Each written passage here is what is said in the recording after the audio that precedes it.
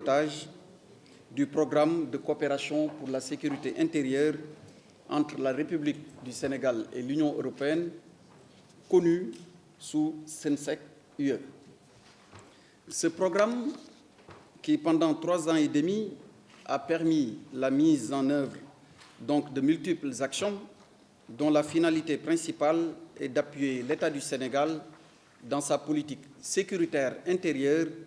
centrée globalement autour de la protection des personnes et des biens dans toutes ses dimensions. Dans un contexte mondial, régional et sous-régional marqué par la prégnance de menaces au contour du flux, la garantie et la prise en charge correcte de la sécurité sont devenues un défi majeur auquel tous les États, y compris le Sénégal, doivent faire face quotidiennement. Madame l'ambassadrice, Mesdames et Messieurs,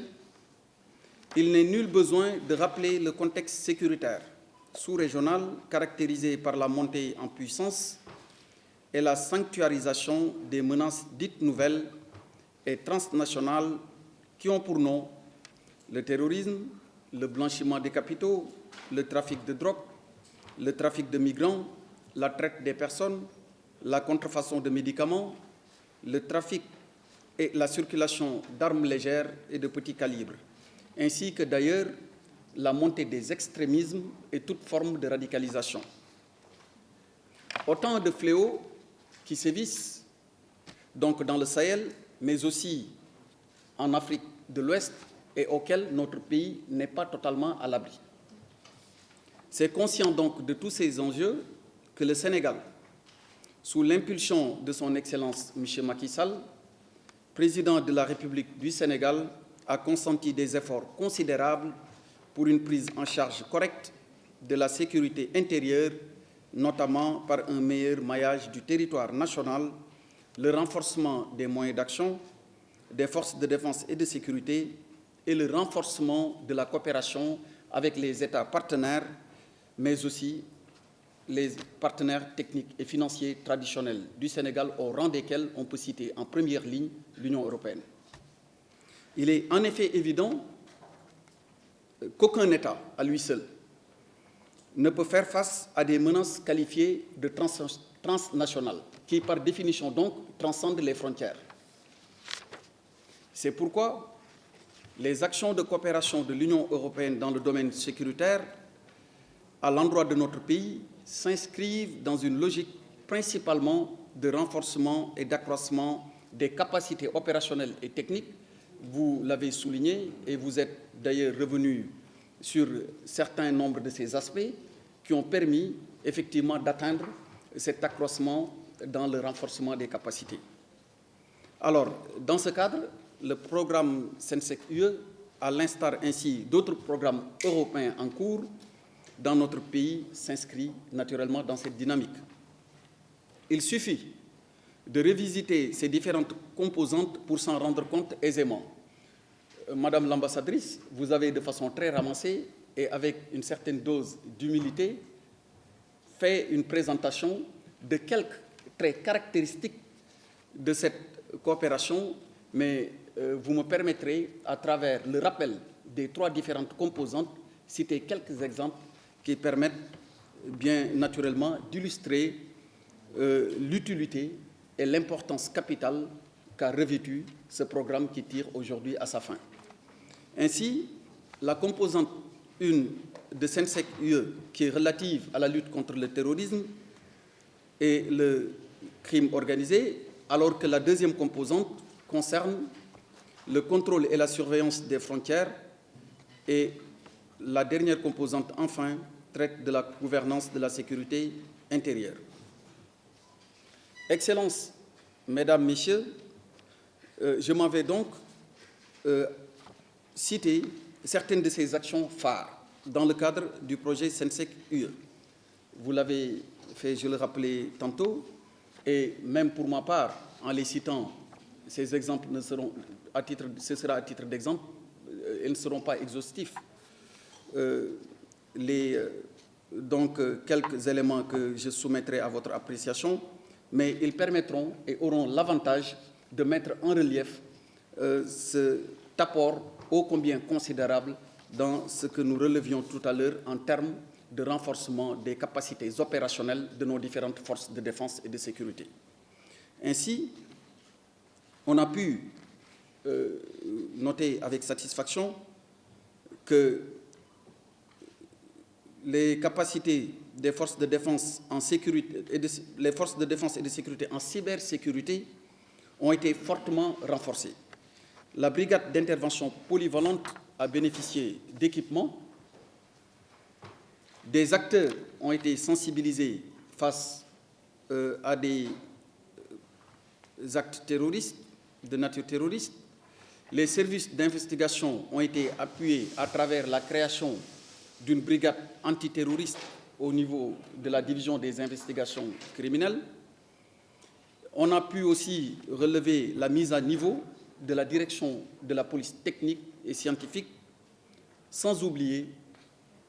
la construction du Centre national de formation en police judiciaire de la gendarmerie, dont vous rappeliez tout à l'heure l'inauguration. La composante 2, contrôle et surveillance des frontières, quant à elle, a permis la construction de postes frontières et d'antennes de la Division nationale de lutte contre le trafic de migrants et pratiques assimilées. Il y a eu aussi la mise en place de détachements ULM au profit de la gendarmerie, l'acquisition d'embarcations pour 2 détachements fluviaux maritimes de la police et des douanes, la réalisation de manuels de procédure pour les formateurs et les agents des postes frontaliers et la réalisation d'une étude de faisabilité pour la création d'un centre de coopération police, douane et gendarmerie au niveau des frontières du Mali et de la Guinée. Enfin, pour ce qui concerne la composante 3, je peux citer, et vous l'avez déjà d'ailleurs fait, la mise en place et l'expérimentation d'un commissariat pilote au niveau de Mbao. Les actions que je viens de décrire, sans être donc exhaustives, ont été accompagnées de sessions de formation multiples, d'acquisition de véhicules. Vous avez parlé tantôt de l'ASP, de l'Agence à l'assistance de sécurité proximité, qui a pu en bénéficier, de motos, de matériel, de logiciels informatiques et d'outils bureautiques. C'est dire donc qu'au bilan, les objectifs du programme SENSEC UE sont globalement atteints, même s'il a été relevé que certains reports d'activité, certains réajustements et réaffectations de fonds ont été notés pour répondre de façon satisfaisante et réaliste à certaines contingences comme la survenue de l'épidémie de Covid-19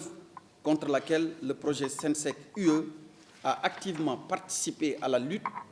par la fourniture de matériel de protection individuelle aux forces de défense et de sécurité. Mesdames, Messieurs, certes, le projet SENSEC UE tire à sa fin, mais notre pays accueillera favorablement